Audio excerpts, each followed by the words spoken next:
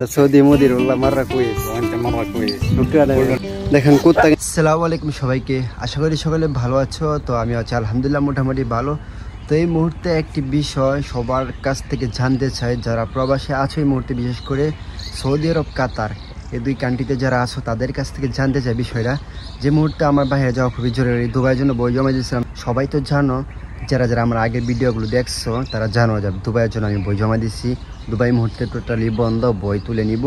তো এই মুহূর্তে আমি সৌদি আরব বা কাতারের জন্য জমা দেওয়ার চেষ্টা করতেছি বা চিন্তা ভাবনা করতেছি, তো কোন জায়গায় জমা দিলে ভালো হবে।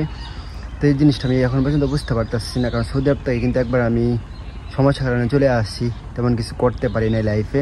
তো বড় একটি গ্যাপে আছে এই মুহূর্তে, সেই জন্য চিন্তা ভাবনা করে দেখে শুনে সব কিছু দেখে শুনে কাজকাম কেমন, কোম্পানি কেমন, কোন দেশ ভালো, সব কিছু দেখে শুনে তারপর কিন্তু আমার যেতে হবে, কারণ একবার সমস্যার কারণে চলে আসছি, বুঝছো। বারবার তো রিস্ক নেওয়া যায় না। সেই জন্য যারা সৌদি আরব বা কাতারে আসো, কোন কান্ট্রিতে ভালো কাজ আছে, কোন কান্ট্রির বেতন ভালো, বা এই মুহূর্তে কোন কান্ট্রি সব থেকে ভালো হবে, কমেন্টে সবাই বলে যায়। আমারও লোক আছে কিছু সৌদি আরবে, তারপরেও ভালো ভালো কোম্পানির লোক আছে যারা, তারা যদি এই ভিডিওটা দেখো আমাকে একটু কমেন্ট করো যে তোমাদের কোম্পানির লোক নেয় কিনা বা ভিসা আসে কিনা। তো এরকম ভালো একটি জায়গা আমার খুবই দরকার ছিল সৌদি আরব বা কাতারের। এই মুহূর্তে আমার বাইরে যাওয়া খুবই জরুরি।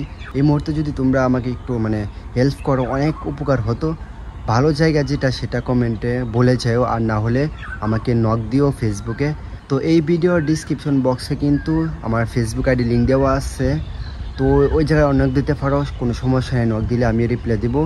আমার অনেক উপকার হবে। এই মুহূর্তে আমার বাইরে যাওয়া খুবই জরুরি, অনেক।